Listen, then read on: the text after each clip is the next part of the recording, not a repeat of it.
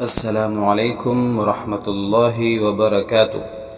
آپ علیہ الصلاۃ والسلام کا فرمان کہ نصف شعبان کے بعد روزے مت رکھو، آئیے اس کی تفصیل جانتے ہیں۔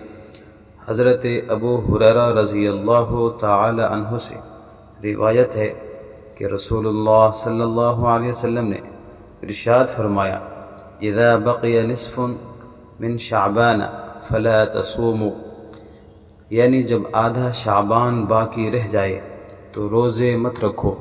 تو علماء نے اس کا یہ مطلب بیان کیا ہے کہ اس حدیث شریف میں ممانعت ان لوگوں کے لیے ہے جن کو روزہ کمزور کرتا ہے۔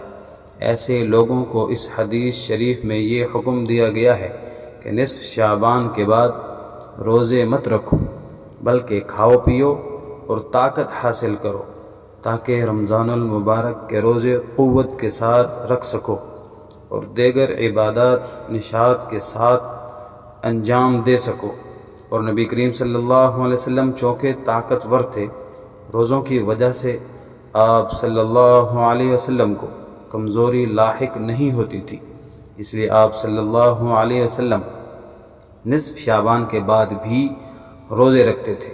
اور امت میں سے جو لوگ اس کی طاقت رکھتے ہیں اور روزے ان کو کمزور نہیں کرتے، وہ بھی نصف شعبان کے بعد روزے رکھ سکتے ہیں۔